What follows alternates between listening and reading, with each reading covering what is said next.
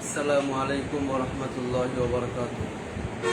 সমস্ত প্রশংসা আল্লাহ তাআলার জন্য, যিনি অত্যন্ত দয়া এবং অনুগ্রহ করে আমাদেরকে জামিয়াতুস সুন্নাহর উচ্চতর দাওয়া ও তুলনামূলক ধর্মবিজ্ঞান বিভাগের প্রাক্তন ছাত্রদের উদ্যোগে আয়োজিত সিরাত পাঠ ও প্রতিযোগিতার 20 দিনব্যাপী লাইভ ক্লাসের তৃতীয় ক্লাসে আল্লাহ তাআলা অংশগ্রহণ করার সুযোগ দিয়েছেন। আলহামদুলিল্লাহ। অগণিত দুরূদ এবং সালাম সর্বশেষ নবী মুহাম্মদুর রাসূলুল্লাহ সাল্লাল্লাহু আলাইহি ওয়াসাল্লামের উপর, তার পরিবারবর্গ এবং সকল অনুসারী অনুগামীদের প্রতি। সম্মানিত দর্শক শ্রোতা, আমরা আজকে আলোচনা করব পাঠ্য বইয়ের 19 নম্বর পৃষ্ঠা থেকে কোরআনের আলোকে মুহাম্মদ সাল্লাল্লাহু আলাইহি সাল্লাম পরিচয় ও পূর্বাভাস, আল্লাহর নবীর পরিচয় এবং পূর্বাভাস এ বিষয়ে ছোট ছোট কিছু কথা আপনি বাংলা বই বিস্তারিত করে নেবেন। আমরা শুধু সামান্য একটু মুযাকারা আলোচনা করি যেন আমাদের জন্য সহজ হয়। তাহলে পুরো বই পাঠ করে দেওয়াটা উদ্দেশ্য না, বরং এই পাঠ বিষয়ে সংক্ষিপ্ত আলোচনা করা। তাহলে আল্লাহ নবীর পরিচয় ও পূর্বাভাস এ বিষয়ে আমরা প্রথম যেটা বলবো সেটা হলো ভবিষ্যৎবাণী ও অঙ্গীকার। ভবিষ্যৎবাণী ও অঙ্গীকার অর্থাৎ পূর্ববর্তী কিতাবে এবং পূর্ববর্তী নবীদের মাধ্যমে, পূর্ববর্তী কিতাবসমূহে এবং পূর্ববর্তী নবীদের মাধ্যমে রাসূলুল্লাহ সাল্লাল্লাহু আলাইহি সাল্লাম বিষয়ে ভবিষ্যৎবাণী হয়েছে এবং কোরআনের ভাষ্য অনুযায়ী পূর্ববর্তী নবীদের কাছ থেকে এই অঙ্গীকার গ্রহণ করা হয়েছে যে যদি তাদের কারো জীবদ্দশায় শেষ নবীর আগমন হয় তাহলে অবশ্যই শেষ নবীর উপর ঈমান আনতে হবে এবং অবশ্যই শেষ নবীকে সাহায্য করতে হবে। এই মর্মে আল্লাহ তাআলা পূর্ববর্তী নবী রাসূলদের কাছ থেকে অঙ্গীকার বা শপথ গ্রহণ করেছিলেন। কুরআনুল কারীমের সূরা আলে ইমরানের 81 নম্বর আয়াতে এসেছে, ওয়াইদ আখাযাল্লাহু মিসাকান নাবিয়্যিন লামা আতাইতুকুম মিন কিতাবিন ওয়া হিকমা সুম্মা জাআকুম রাসূলুম মুসাদ্দিকুল লিমা মাআকুম লা তু'মিনুন্না বিহি ওয়া লা তানসুরুন্না ক্বালা আ'আকরারতুম ওয়া আখাযতুম আলা যালিকুম ইসরি ক্বালু আকরারনা ক্বালা ফাশহাদু ওয়া আনা মাআকুম মিনাশ শাহিদিন।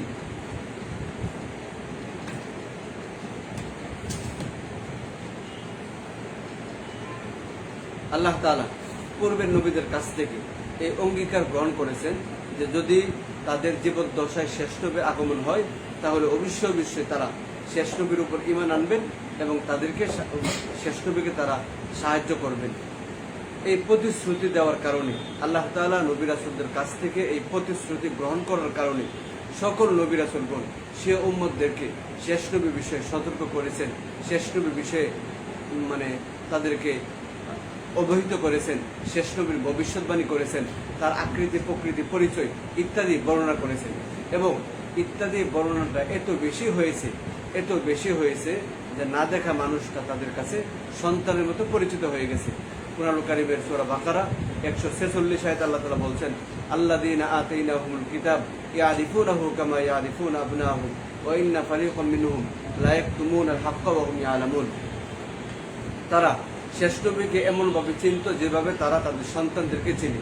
প্রিয় দর্শক শ্রোতা, আমরা তো লম্বা করবো না, তাহলে 1 নম্বর বিষয় হলো পূর্ববর্তী নবী রাসূলগণ রাসূলুল্লাহ সাল্লাল্লাহু আলাইহি ওয়াসাল্লাম সম্পর্কে ভবিষ্যৎবাণী করেছেন এবং আল্লাহ তাআলা পূর্ববর্তী সকল নবীদের কাছ থেকে এই অঙ্গীকার, প্রতিশ্রুতি, শপথ গ্রহণ করেছিলেন যে যদি তাদের কারোর জীবদ্দশায় শেষ নবীর আগমন হয়ে যায় তাহলে অবশ্যই তারা তার উপর ঈমান আনবে এবং তাকে সাহায্য করবে।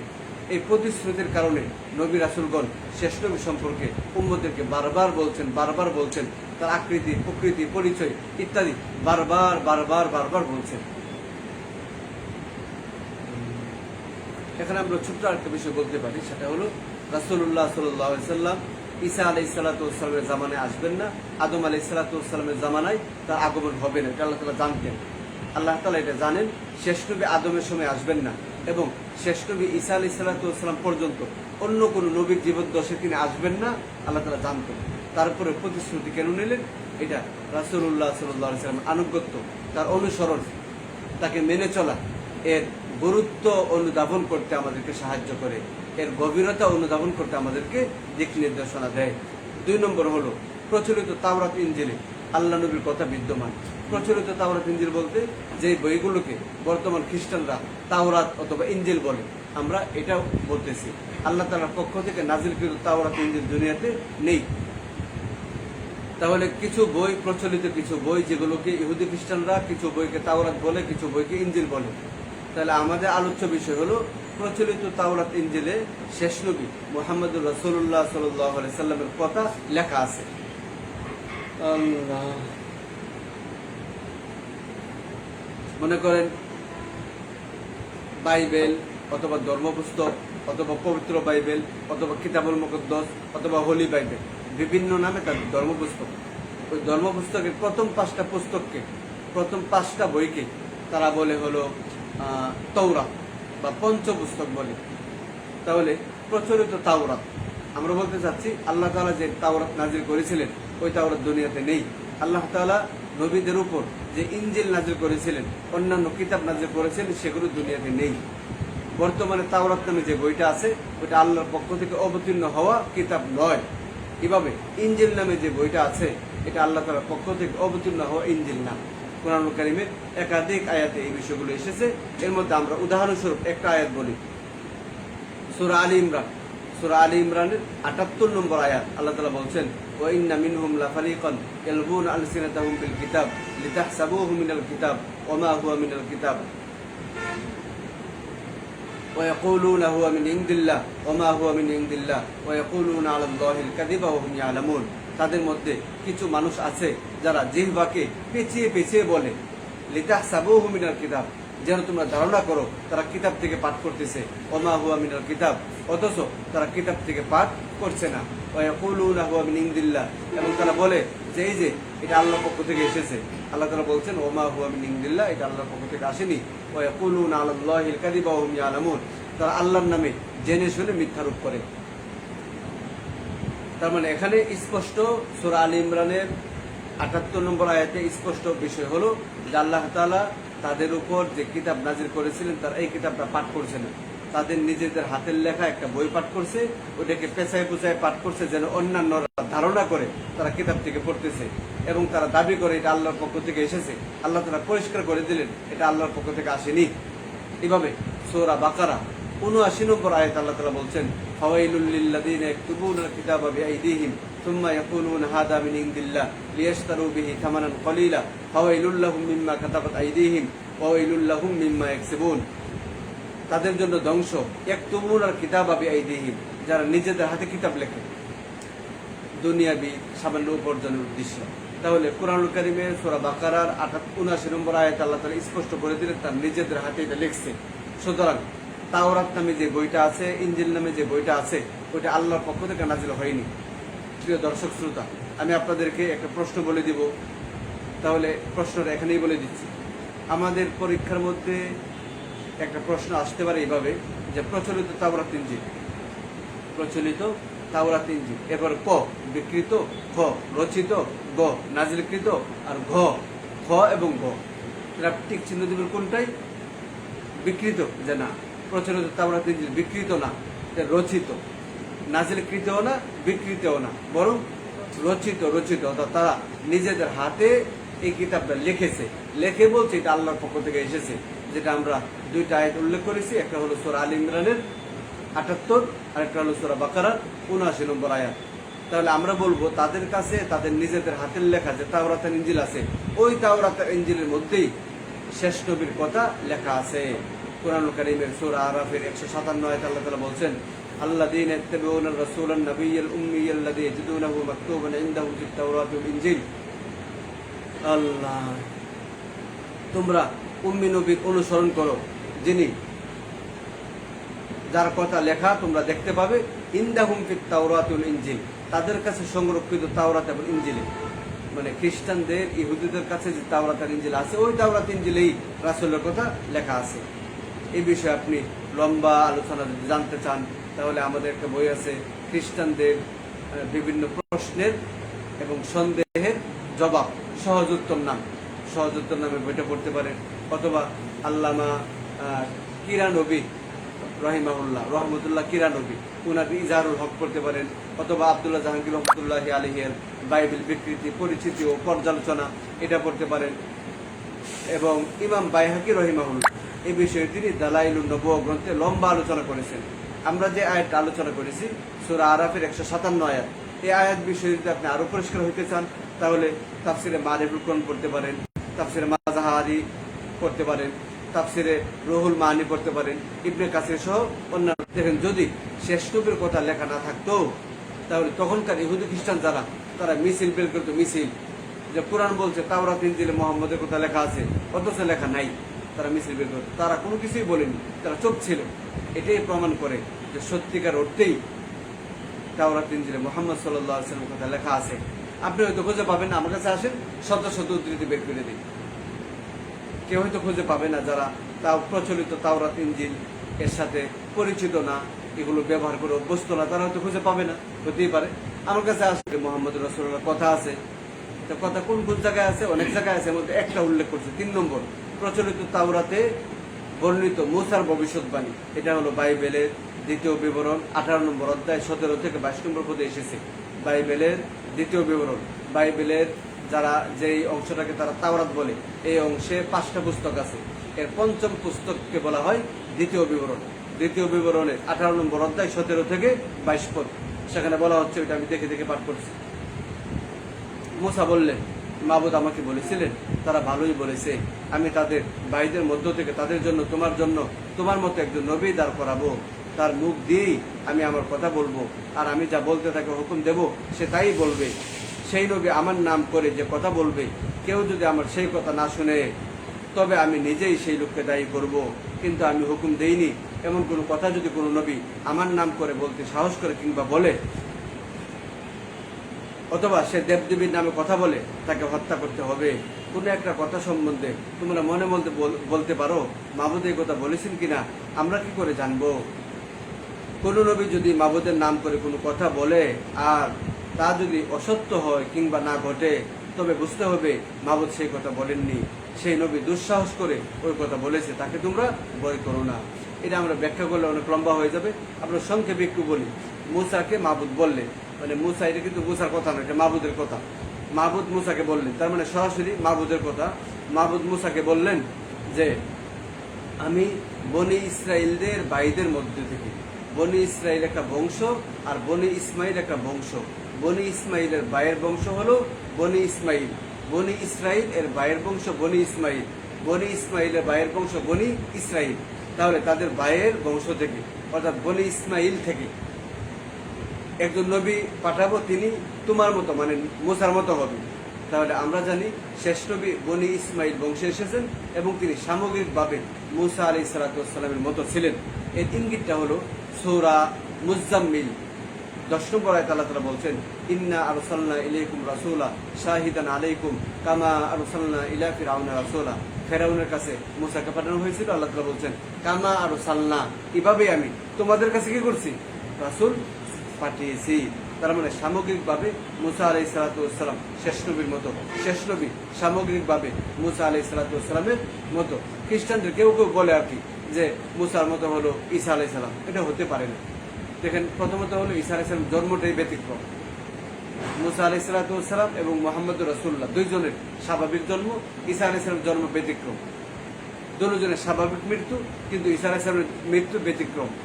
কিভাবে? মানে পদে পদে কি আছে, ভিন্নতা আছে। যাই হোক, ভবিষ্যৎবাণীর 2 নম্বর কথা হলো মাহমুদ বললেন যে সেই নবীর মুখ দিয়ে আমি আমার কথা বলবো, আমি তাকে যা বলতে বলবো সে তাই বলবে। সূরা নাজমের মধ্যে আল্লাহ তাআলা শপথ করে বলছেন, ওয়ান-নাজমি ইযা হাওয়া মা দাল্লা সাহিবুকুম মা গাওয়া ওয়া মা ইয়ানতিকু আনিল হাওয়া ইন হুয়া ইল্লা ওয়াহয়ুন ইউহা। এটা হলো সূরা নাজমের 1 থেকে 4 নম্বর আয়াত। আল্লাহ তাআলা শপথ করে বলছেন, মুহাম্মদুর রাসূলুল্লাহ সাল্লাল্লাহু আলাইহি ওয়াসাল্লাম নিজ প্রবৃত্তি থেকে তিনি কোনো কথা বলেন না, তিনি যা বলেন সব ওহী নির্ভর, ওহী ভিত্তিক।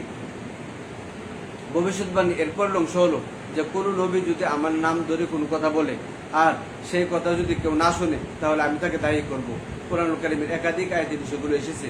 এর মধ্যে একটা হলো সূরা নিসা 115 আয়াত, ওমান ইউশাকিকির রাসূল মিন বাদি মা তাবায়্যানা লাহুল হুদা ওয়া ইত্তাবি গায়রা সাবিলিল মুমিনিন নুওয়াল্লিহি মা তাওয়াল্লা ওয়া নুসলিহি জাহান্নাম ওয়া সাআত মাসীরা। আল্লাহ তাআলা বলছেন, যদি কেউ শেষ নবীর বিরুদ্ধাচরণ করে তাহলে তিনি তাকে শাস্তি দিবেন, তার ঠিকানা কি হবে? জাহান্নাম হবে।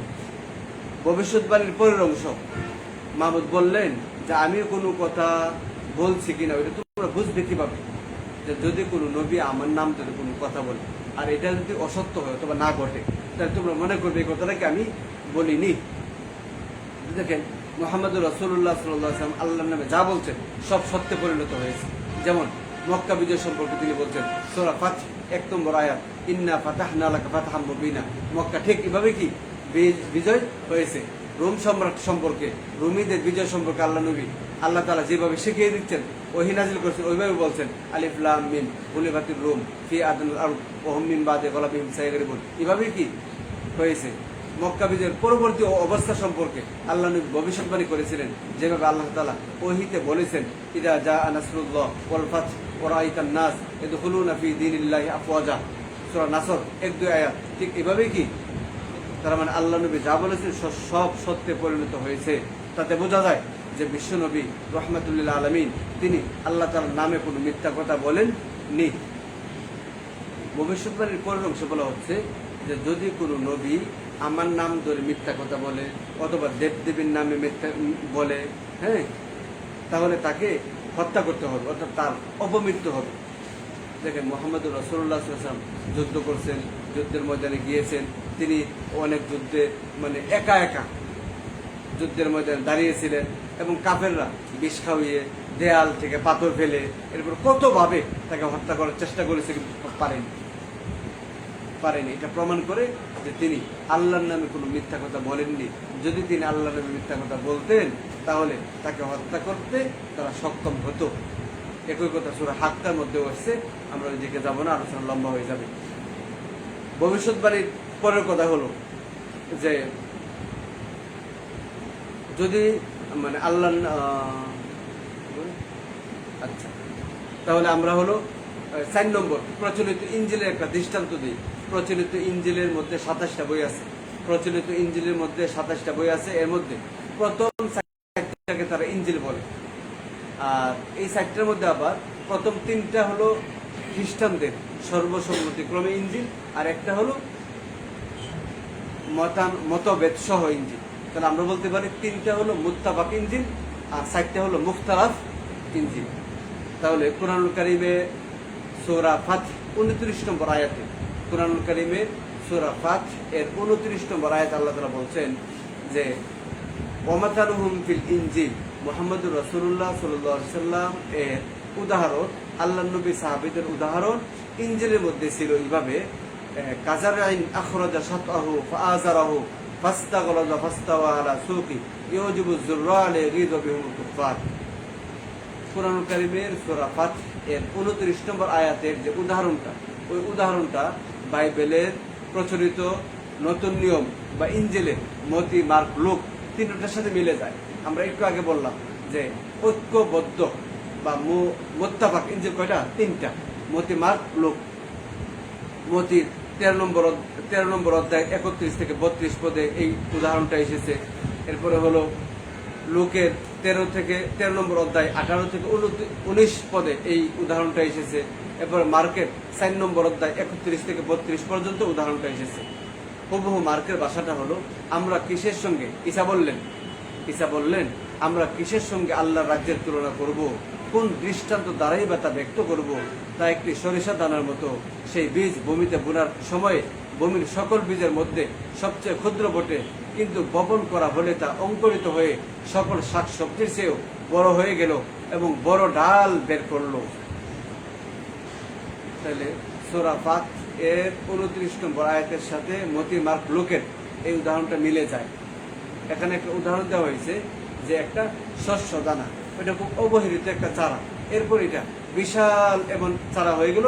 কোরআন বলছে যে ইউজিবু যুররা লিয়াগিযা বিহুল কুফার, কৃষককে সে কি করো আশ্চর্য করে দিল। মুহাম্মদুর রাসূলুল্লাহ সাল্লাল্লাহু আলাইহি ওয়াসাল্লাম তিনি অবহেলিত ছিলেন। দেখেন অবহেলিত ছিলেন, অর্থাৎ তার বাবা না থাকার কারণে মানুষ তাকে এতটাই অবহেলা করেছিল যে কেউ দুধ খাওয়ানোর জন্য নিতে চাইছিল না। এরপরে তিনি হয়ে গেলেন মদিনার সফল রাষ্ট্রনায়ক, তিনি হলেন বিশ্ব নবী, সকল নবীদেরও নবী, সাইয়্যিদুল মুরসালিন, তিনি ইমামুল মুত্তাকিন, রাহমাতুল লিল আলামিন। সূরা আম্বিয়া 107 নম্বর আয়াত ওমা আরসালনাকা ইল্লা রাহমাতাল লিল আলামিন। যাই হোক, তাহলে এটা ছিল আপনার কি বলে ইনজিলের উদাহরণ 4 নম্বর কথা। 5 নম্বর হলো শেষ নবীর অপেক্ষায় ইসরায়েল জাতি। 5 নম্বর আমরা বলবো প্রচলিত যে ইনজিল, ওই ইনজিলের মধ্যে এবং পুরাতন নিয়মের মধ্যে এসেছে। আমরা ইনজিলের উদাহরণটা সংক্ষেপে বলি। আপনার পাঠ্য বইয়ের 23 নম্বর পৃষ্ঠায় এই বিষয়টা পাবেন। বাইবেলের নতুন নিয়মের যোহন বা ইহুন্না একটা পুস্তকের নাম, যোহন ইহুন্না একটা পুস্তকের নাম। অধ্যায় হলো 1, 19 থেকে 21 পদ। ওখানে একটা ঘটনা এসেছে, লেবীয়রা এবং ইমামেরা। ইমাম লেবীয় তার মানে যেন তেন লোক না, যে কোনো মানুষ না, গুরুত্বপূর্ণ ব্যক্তিবর্গ। তারা হলো এহিয়ার কাছে গেল। এহিয়ার কাছে যেয়ে তাকে প্রশ্ন করলো যে আপনি কে? তিনি অস্বীকার করলেন না, বরং স্বীকার করলেন। তিনি বললেন যে আপনি কি ইলিয়াস? তিনি বললেন যে না, আমি ইলিয়াস নই। তারা বললো আপনি কি ঈসা মসীহ? তিনি বললেন যে না, আমি ঈসা নই। তারা বললেন তাহলে আপনি কি সেই নবী? তিনি বললেন যে না, আমি সেই নবী নই। প্রিয় দর্শক শ্রোতা, আমরা একটু লক্ষ্য করার চেষ্টা করি। তারা 3টে প্রশ্ন করেছে, এহিয়াকে তারা 3টে প্রশ্ন করেছে। 1 নম্বর, আপনি কি ইলিয়াস? তিনি বললেন যে না, আমি ইলিয়াস নই। তারা বললো তাহলে আপনি কি ঈসা মসীহ? তিনি বললেন যে না, আমি ঈসা মসীহ নই। তারা বললো যে তাহলে আপনি কি সেই নবী? তিনি বললেন যে না, আমি সেই নবী নই। তাহলে এই যে তাদের যে প্রশ্ন, তাদের যে ঘটনা, এর থেকে প্রমাণিত হয় যে বনে ইসরায়েল জাতি 3 জনের অপেক্ষায় ছিল। কয়জন? 3 জন। 3 জনের অপেক্ষা তারা করছিল। এর একজন হলো ইলিয়াস, একজন ঈসা, আর একজন সেই নবী। আমরা এখানে 2টা কথা বলবো। 1 নম্বর হলো এই ঘটনা থেকে প্রমাণিত হয় যে তারা ঈসা ইলিয়াস ছাড়াও আর একজন নবীর অপেক্ষায় ছিল। 2 নম্বর হলো হতে পারে এখানে পূর্ববর্তী প্রশ্নে যেরকম ইলিয়াস ঈসা নাম আছে, 3 নম্বর প্রশ্নের মধ্যেও মোহাম্মদ নামটা ছিল, হতে পারে। কিন্তু তারা এই নামটাকে পরিবর্তন করে ফেলেছে। তারা হলো এই নামটাকে বিকৃত করে ফেলেছে অথবা মুছে দিয়েছে। এটা বাইবেলের মধ্যে এসেছে। যেমন বাইবেলের জিরোমিয়া অথবা ইয়ারমিয়া পুস্তকের নাম জিরোমিয়া অথবা ইয়ারমিয়া, এর 8 নম্বর অধ্যায়ের 8 নম্বর পদে এটা এসেছে যে বাইবেলকে ধর্মশিক্ষকেরা ভুলভাবে ব্যাখ্যা করে মিথ্যা কথা লিখেছে। তাহলে হতে পারে যে এখানে তারা এই মিথ্যাচারটা করেছে, এরকম হতে পারে। তো সর্বাবস্থায় এই কথা প্রমাণিত হয় যে ঈসা ইলিয়াস ছাড়াও বনী ইসরায়েল জাতি আরেকজন নবীর অপেক্ষায় ছিল। কুরআনুল কারীম আমাদেরকে এই কথাই জানাচ্ছে যে বনী ইসরায়েল জাতি মুহাম্মদুর রাসূলুল্লাহ তথা শেষ নবীর অপেক্ষায় তারা ছিল। কুরআনুল কারীমে সূরা বাকারা ৭৯ নম্বর আয়াত, একই কথা সূরা বাকারার ১০১ নম্বর আয়াতে এসেছে। আল্লাহ তাআলা বলছেন ওয়ালাম্মা জাআহুম কিতাবুম মিন ইনদিল্লাহ মুসাদ্দিকুল লিমা মাআহুম ওয়া কানু মিন ক্বাবলু ইস্তাফতিহুনা আলাল্লাযীনা কাফারু ফালাম্মা জাআহুম মা আরাফু কাফারু বিহি ফালানাতুল্লাহি আলাল কাযিবিন। আল্লাহর নবী দুনিয়াতে আসুক এই প্রার্থনা করতো তারা, এই অপেক্ষায় তারা ছিল। কিন্তু যখন আসলো তখন তারা চিনতে পারেনি তা না, চিনতে পেরেছে। কিন্তু চিনতে পেরে তারা জেনে বুঝে এই সত্যটাকে প্রত্যাখ্যান করেছে। সূরা বাকারা ১৪৬ নম্বর আয়াতে আল্লাহ তাআলা বলছেন আল্লাযীনা আতাইনাহুমুল কিতাব ইয়ারিফুনাহু কামা ইয়ারিফুনা আবনাহুম ওয়া ইন্না ফারীকাম মিনহুম লা ইয়াকতুমুনাল হাক্কা ওয়া হুম ইয়ালামুন। আল্লাহর নবীকে তারা আগমনের পর তারা চিনেছে যেভাবে তারা তাদের সন্তানদেরকে চিনে, ওইভাবেই চিনতে পেরেছে। কিন্তু তারা জেনে শুনে সত্যকে গোপন করেছে, রাসূলের নবুয়ত তারা প্রকাশ করেনি। তাহলে আমাদের আলোচনা এটা হলো 5 নম্বর কথা গেল। 6 নম্বর হলো রাসূলুল্লাহ সাল্লাল্লাহু আলাইহি সাল্লামের নাম, বংশ পরিচয়, জন্মস্থান। আল্লাহ নবীর নাম মুহাম্মদ, আমরা জানি কোরআনের 60 জায়গায় এই নামটা এসেছে। সূরা ফাতিহার 29 নম্বর আয়াতে এসেছে, সূরা আলী ইমরানের 144 আয়াতে এসেছে, সূরা আহজাবের 40 নম্বর আয়াতে এসেছে এবং সূরা মুহাম্মদ এর 2 নম্বর আয়াতে এসেছে। শেষ নবীর নাম কি? মুহাম্মদ সাল্লাল্লাহু আলাইহি সাল্লাম। তার আরেকটা নাম হলো আহমদ। সূরা সফ এর 2 নম্বর আয়াতে এই নামটা এসেছে। 6 নম্বর আয়াত সূরা সফের 6 নম্বর আয়াতে এসেছে। এবং তাফসিরে তাওজিহুল কোরআনে আল্লামা মুফতি তাকি উসমানী হাফিজাহুল্লাহ তিনি বলেন যে পূর্ববর্তী নবী রাসূলগণ শেষ নবীর ভবিষ্যৎবাণী করেছেন আহমদ নামে। পূর্ববর্তী নবী রাসূলগণ শেষ নবীর ভবিষ্যৎবাণী করেছেন আহমদ নামে। সিরাতের কিতাবগুলোতে আপনি পাবেন যে আব্দুল মুত্তালিব রাসূলুল্লাহ সাল্লাল্লাহু আলাইহি ওয়াসাল্লামের দাদা, তিনি তার নাম রেখেছেন মুহাম্মদ। আর তার মা আল্লাহর নবীর সম্মানিতা মা আমেনা, তিনি তার নাম রেখেছেন আহমদ। তাহলে রাসূলুল্লাহ সাল্লাল্লাহু আলাইহি ওয়াসাল্লামের আরো অনেকগুলো নাম আছে। কুরআনুল কারীমে অনেকগুলো নাম এসেছে, যেমন আল্লাহ তাআলা যে নামগুলো দিয়ে আল্লাহ নবীকে সম্বোধন করেছেন, একটা তো মুহাম্মদ, আর একটা আহমদ তো গেলই, 3 নম্বর নবী, 4 নম্বর রাসূল, 5 নম্বর মুজাম্মিল, এরপরে মুদ্দাসির, শাহিদ, বাশির, মুবাশশির, হ্যাঁ, এরপরে আমিন, হাদি, নূর, এরপরে হলো সিরাজাম মুনির, এরপরে দাঈ ইলাল্লাহ, দাঈ ইলাল্লাহ ইত্যাদি বিভিন্ন নামে আল্লাহ তাআলা রাসূলুল্লাহ সাল্লাল্লাহু আলাইহি ওয়াসাল্লাম সম্বোধন করেছেন। আমাদের শেষ নবীর আগমন, পরিচয়, পূর্বাভাস, শেষ নবীর পরিচয়, পূর্বাভাস এই বিষয়ে 8 নম্বর কথা হলো ইব্রাহিম আলাইহিস সালাতু ওয়াস সালাম আল্লাহ নবীর আগমনের শত শত বছর আগে তিনি দোয়া করেছেন শেষ নবী যেন তাড়াতাড়ি কি করে দুনিয়াতে আসে। সূরা বাকারার 129 নম্বর আয়াতে এসেছে 27 থেকে 29, وإذ يرفع إبراهيم القواعد من البيت وإسماعيل ربنا تقبل منا إنك أنت السميع العليم। দেখেন এই যে বাইতুল্লাহ নির্মাণের কাহিনী, এই ঘটনা কিন্তু মক্কায়, এবং মক্কায় এই ঘটনা পাশাপাশি ইব্রাহিম আলাইহিস সালাতু ওয়াস সালাম মক্কায় থাকা অবস্থাতেই, অর্থাৎ তিনি যখন বাইতুল্লাহ নির্মাণ শেষ তখন তিনি কিছু দোয়া করেছেন। দর্শক শ্রোতা, আমরা এখানে আরেকটা ছোট্ট বিষয় দৃষ্টি আকর্ষণ করবো, সেটা হলো যে কোনো একটা ভালো কাজ করার পরে দোয়া করা।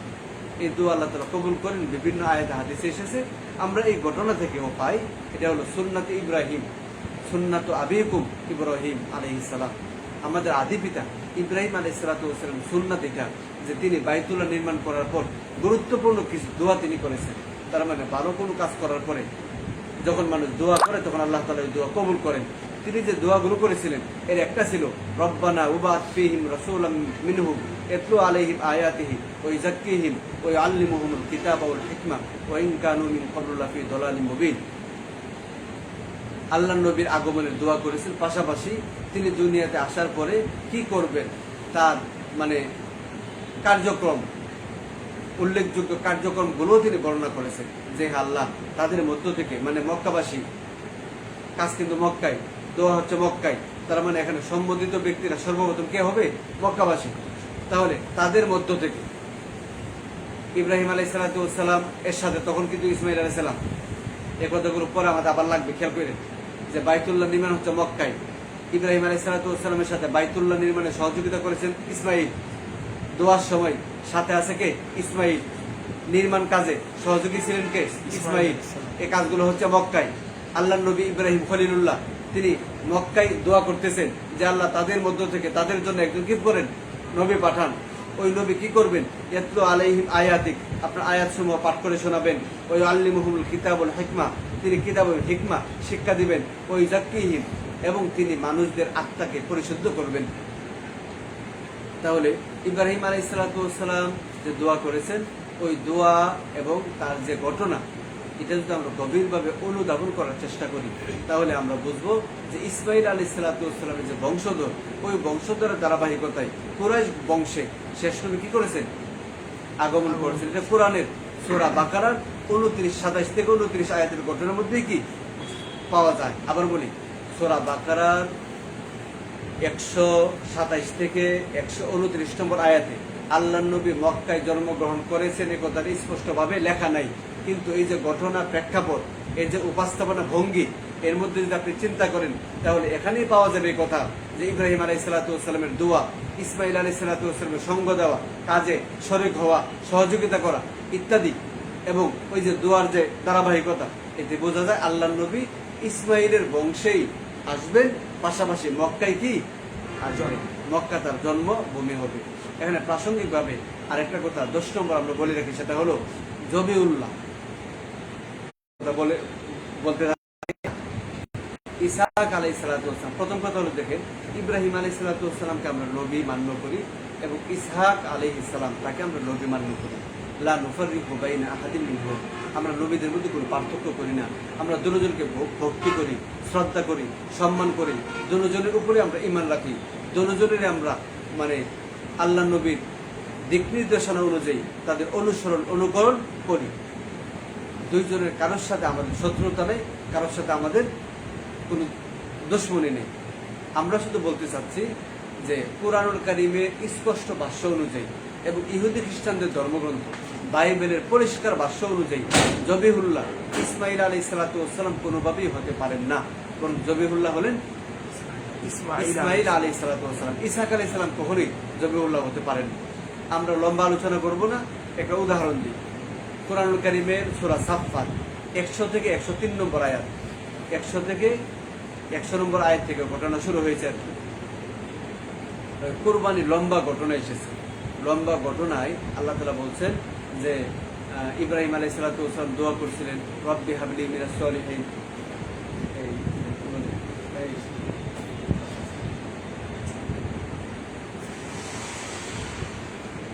কি বলছিলাম?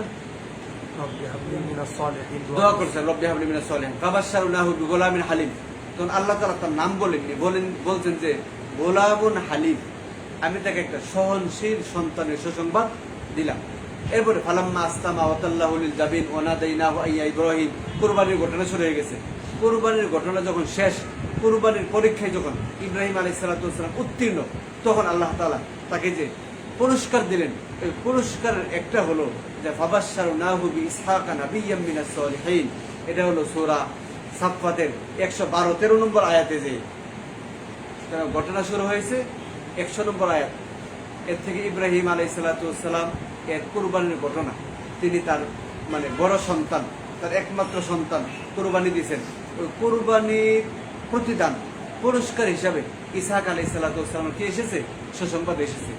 কুরআনুল কারীমের যে বর্ণনা, এই যে ধারাবাহিকতা, ওই ধারাবাহিকতায় বিষয়টা পরিষ্কার যে ইসহাক আলাইহিস সালাম কোনোভাবেই জবিহুল্লাহ হতে পারেন না। ইব্রাহিম আলাইহিস সালাম স্বপ্নের মাধ্যমে জবাহের আদিষ্ট হয়ে যাকে জবাই করতে চাইছিলেন তিনি ছিলেন ইসমাইল আলাইহিস সালাম।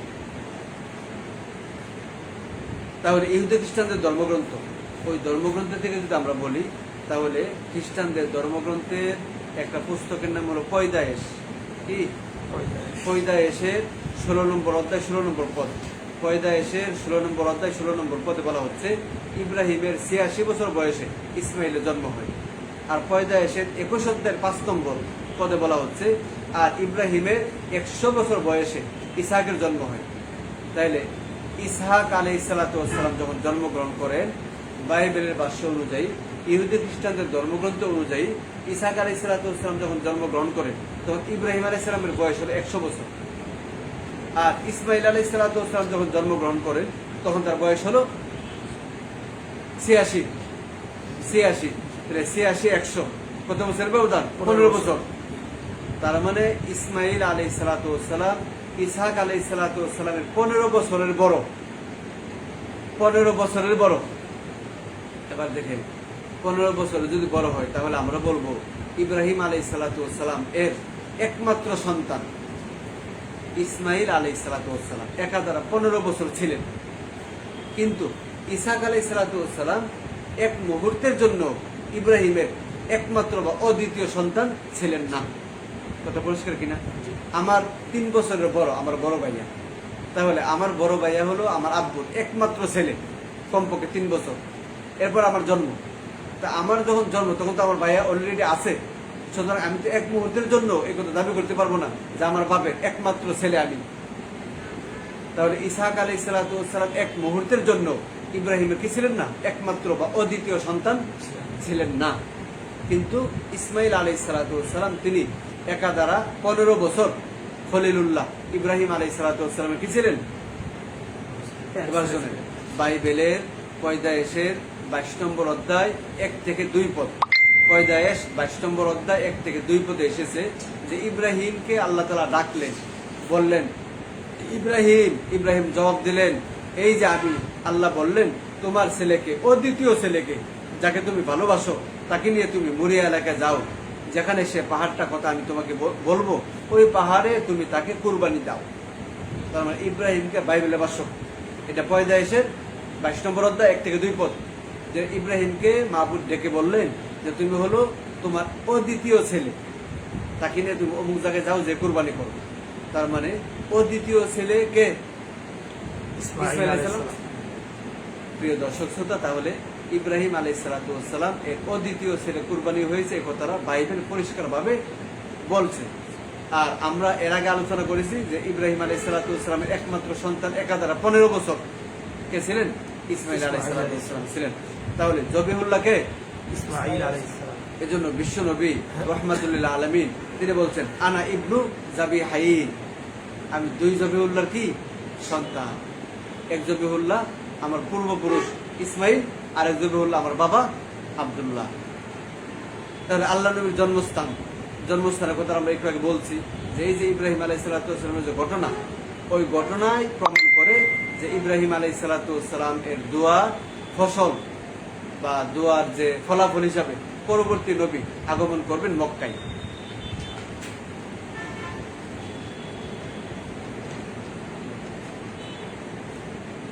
এরপরে সূরা 3 1 থেকে 3 নম্বর আয়াত, সূরা 3 1 থেকে 3 নম্বর আয়াত, ওয়াত-তিনি ওয়াজ-যাইতুন ওয়া তুরি সিনিন ওয়া হাদাল বালাদিল আমিন।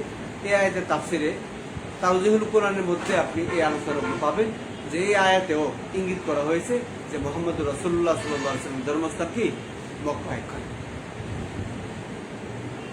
12 নম্বর জন্মস্থানের ফজিলত, এই বিষয়গুলো আমরা জানি, আলোচনা দীর্ঘ করার কোনো দরকার নেই। এরপর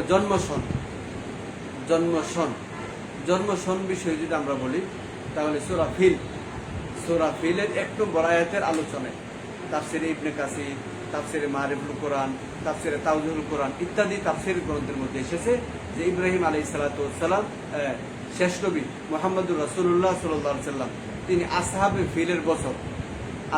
ফিলের বছর জন্মগ্রহণ করেছেন। তার মানে ওই সনটা কি না ওইটা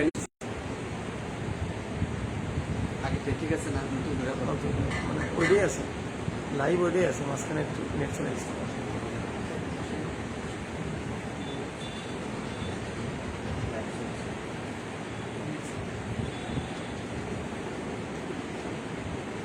কি বলছিলাম? আসহাবে ফিলের যেটা আরেকটু বলি। তাহলে আসহাবে ফিলেরটা আবার বলি, আমরা ছোট ছোট করে মনে রাখবো যে আল্লাহ নবী আসহাবে ফিলের বছর জন্মগ্রহণ করেছেন। 2 নম্বর তার জন্ম সাল বা জন্ম সন এটা নিশ্চিত না। 3 নম্বর জন্মের মাসটা নিশ্চিত না। আর 4 নম্বর হলো তার জন্ম বার নিশ্চিত। তিনি নিশ্চিত অর্থে নিশ্চিতভাবে সোমবারে জন্মগ্রহণ করেছেন, তাতে কোনো সন্দেহ নাই। সহিহ মুসলিমের 2637 নম্বর হাদিসের মধ্যে এসেছে রাসূলুল্লাহ সাল্লাল্লাহু আলাইহি ওয়াসাল্লাম সোমবার পালন করার পদ্ধতি কিভাবে। আমরা বিগত ক্লাসে বলেছি যে হলো রাসূলুল্লাহ সাল্লাল্লাহু আলাইহি ওয়াসাল্লামের জন্ম বৃত্তান্ত। তাহলে মিলাদুন নবী উদযাপন মানে আল্লাহর নবীর জন্ম বিষয়ক জন্মদিন বা জন্ম এই সংক্রান্ত কোনো দিবসকে উদযাপন, এটাই বোঝায়। তাহলে রাসূলুল্লাহ সাল্লাল্লাহু আলাইহি ওয়াসাল্লামের জন্মদিন বা জন্ম দিবস যদি আমরা উদযাপন করতে চাই, মিলাদুন নবী যদি উদযাপন করতে চাই, তাহলে কিভাবে করব? কুরআনুল কারীমের সূরা মারিয়ামের 7 থেকে 11 আয়াতে ইয়াহইয়া আলাইহিস সালাতু ওয়াস সালামের জন্ম বৃত্তান্ত এসেছে এবং ওই জায়গায় রোজার কথা এসেছে। সূরা মারিয়ামের 26 নম্বর আয়াতে এর কি বলে ঈসা আলাইহিস সালাতু ওয়াস সালাম তার জন্ম বৃত্তান্ত এসেছে, ওই জায়গায় রোজার প্রসঙ্গটা এসেছে। এভাবে এই যে সহিহ মুসলিম 2546 নম্বর হাদিসে ওই যে ইহুদিদের রোজার প্রসঙ্গটা এসেছে যে তারা হলো ফেরাউনের দাসত্ব গোলামি থেকে মুক্তি লাভ করছিল, এই জন্য তারা রোজা রাখে। এভাবে বিভিন্ন বড় বড় উপকার, বড় বড় কল্যাণ, বড় করে নিয়ামত লাভ করলে রোজার একটা বিষয় কি থাকে। কুরআনুল কারীমের সূরা আল ইমরানের 164 নম্বর আয়াতে আল্লাহ তাআলা বলছেন লাকাদ মান্নাল্লাহু আলাল মুমিনিন ইয বাআথা ফীহিম রাসূলাম মিন আনফুসিহিম। আল্লাহ তাআলা সবচেয়ে বড় নিয়ামত হলো যে আল্লাহ তাআলা মুমিনদের জন্য মুমিনদের মধ্য থেকে শেষ নবীকে প্রেরণ করেছেন। তাহলে আল্লাহর নবীর আগমনটা যদি আমাদের জন্য সবচেয়ে বড় নিয়ামত হয়, আল্লাহ তাআলার পক্ষ থেকে আগত উল্লেখযোগ্য অন্যতম শ্রেষ্ঠ নিয়ামত হয়, তাহলে আমাদের জন্য উচিত হলো রোজা রাখার মাধ্যমে এই দিনটাকে উদযাপন করা, রোজা রাখার মাধ্যমে এর শুকরিয়া বা কৃতজ্ঞতা প্রকাশ করা। আবু কাতাদা থেকে বর্ণিত রাসূলুল্লাহ সাল্লাল্লাহু আলাইহি ওয়াসাল্লামকে সোমবারের রোজা সম্পর্কে প্রশ্ন করা হলো।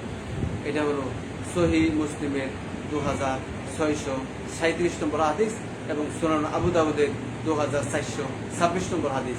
আল্লাহ নবীকে প্রশ্ন করা হলো, ইয়া রাসূলুল্লাহ, আপনি সোমবার কেন রোজা রাখেন? তিনি বললেন, যাকা ইয়াউমুন উরিদতু ফীহি ওয়া ইয়াউমা বুইসতু আও উনজিলা আলাইয়া ফীহি। আল্লাহ নবী বললেন যে আমি সোমবারে রোজা রাখি এই জন্য যে আল্লাহ তাআলা সোমবার আমাকে অনুকরণ তাহলে অনুসরণ অনুকরণ যদি আমরা করি তাহলে আমাদের জন্য উচিত হবে রাসূলুল্লাহ সাল্লাল্লাহু আলাইহি সাল্লাম জন্মদিবস উদযাপন করব। আল্লাহ তাআলা আমাদের বিশুদ্ধ আমলে তৌফিক দান করুন। আমি সম্মানিত দর্শক শ্রোতা, ছোট্ট করে আমি একটা যুক্তি দিই আপনাদের। যুক্তিটা হলো, মনে করেন যে আল্লাহ নবী জন্মগ্রহণ করেছেন সোমবারে, আর তিনি মৃত্যুবরণ করেছেন সোমবারে, এবং সোমবারে যে আপনি আনন্দিত হবেন, সোমবারে আপনি আনন্দ উদযাপন করবেন, সোমবারে আপনি আনন্দ প্রকাশ করবেন।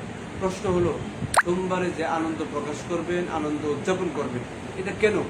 রাসূলের প্রতি আপনার ঈমান আছে তাই, মানে আপনি রাসূলের প্রতি ঈমান রাখেন, এজন্যই সোমবারে আপনি আনন্দিত হবেন, সোমবার উদযাপন করবেন। তাহলে রাসূলের আগমনের কারণে যদি আপনি আনন্দিত হন, তাহলে রাসূলের বিদায়ের কারণে আপনি কি কষ্ট পাবেন না? এটা তো খুব স্বাভাবিকভাবেই, যার আগমনে আমি আনন্দিত, তার